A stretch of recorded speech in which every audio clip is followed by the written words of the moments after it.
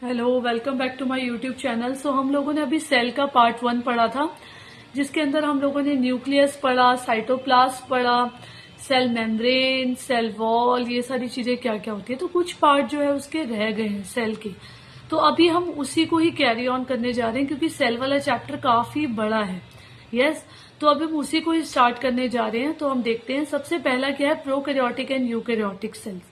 Prokaryotic cells जो होते हैं वो डेवलप नहीं होते बिल्कुल अच्छे से, जो जिसके अंदर सारे ऑर्गेनेलीज नहीं है, जिसके अंदर प्रॉपरली सेल मेम्ब्रेन नहीं है, वो प्रॉपरली डेवलप ही नहीं है। लेकिन यूकैरियोटिक सेल क्या है, जो प्रॉपरली पूरा डेवलप्ड है, उसके अंदर ऑर्गेनेलीज अच्छे से हैं और सारे के सारे सेल मेम्ब्रेन है, पूरा प्रॉपरली कवर है।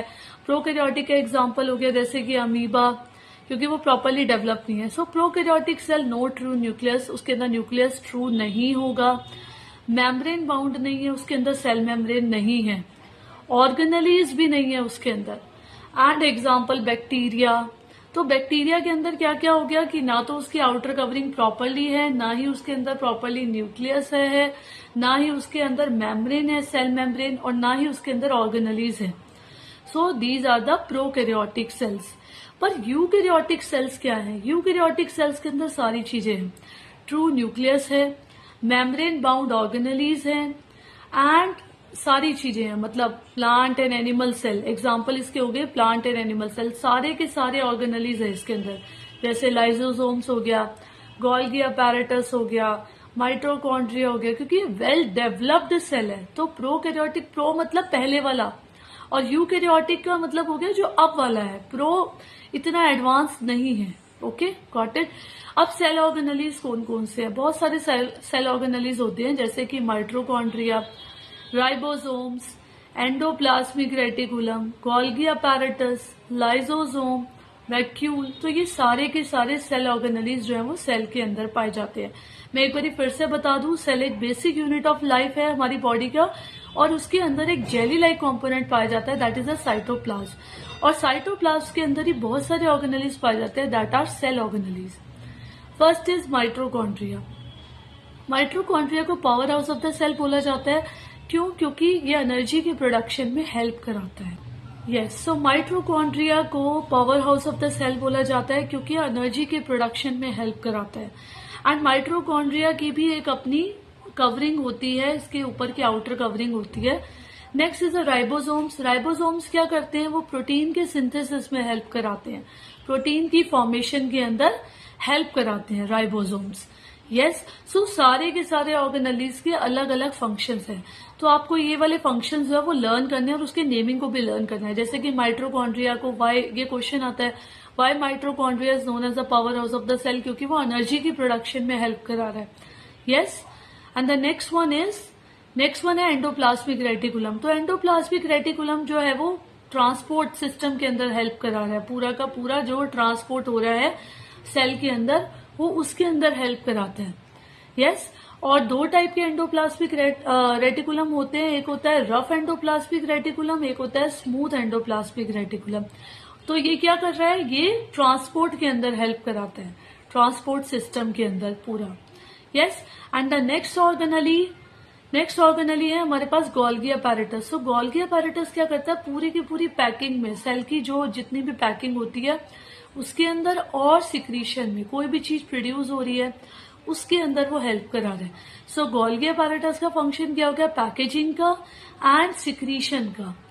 यस, ये सारे के सारे मैंने बेसिक फंक्शंस लिखे हैं इस वाली पीपीटीज के अंदर। पूरा डिस्क्रिप्शन जो है वो मेरे टेलीग्राम चैनल पर है, साक्षी अरोड़ा लर्निंग साइंस के नेम से है, वो आप ज्वाइन कीजिए। Okay, next is the lysosome. So lysosomes को सोसाइटल बैग क्यों बोला जाता है? सो लाइसोसोम्स को सोसाइटल बैग क्यों बोला जाता है? क्योंकि ये डाइजेस्ट कर लेता है एंजाइम्स को। Okay, so that's why they are known as the suicidal bag. से अपने ही एंजाइम्स को खुद से खा लेगा, so they are known as suicidal bags. ये भी एक क्वेश्चन आता है, why lysosomes are known as suicidal bags. Next है वैक्यूल। तो वैक्यूल क्या है? वो स्टोरेज के अंदर हेल्प कराता है, और ये बहुत ही बड़े पाए जाते हैं किसके अंदर? प्लांट्स में। एनिमल्स में या तो नहीं पाए जाते या फिर बहुत ही छोटे पाए जाते हैं। लेकिन वैक्यूल जो होता है वो बेसिकली स्टोरिंग का काम कराता है, पूरे के पूरे स्टोर करने में हेल्प कराता है। Okay, and the next one is, ये अभी तो हमने सारे के सारे क्या पढ़ लिए, ऑर्गेनेलीज पढ़ लिए और उसके फंक्शन पढ़ लिए। इसी टाइप के क्वेश्चंस भी आते हैं पेपर के अंदर। नेक्स्ट है plant cell and animal cell. ये तो बहुत इंपॉर्टेंट डिफरेंस है, 101% आपके एग्जाम्स में क्वेश्चन आएगा। Difference between plants and animal cell, ये बहुत ध्यान से सुनना। इसके 3 डिफरेंस जो है वो बेसिक डिफरेंस है। जो प्लांट सेल है उसके अंदर सेल वॉल पाई जाती है, लेकिन एनिमल सेल के अंदर कोई सेल वॉल नहीं पाई जाती। प्लांट सेल के अंदर जो होता है वो वैक्यूल का जो साइज होता है वो बहुत ही ज्यादा बड़ा होता है, लेकिन एनिमल सेल के अंदर वैक्यूल या तो बहुत छोटा होता है या फिर वो पाया ही नहीं जाता।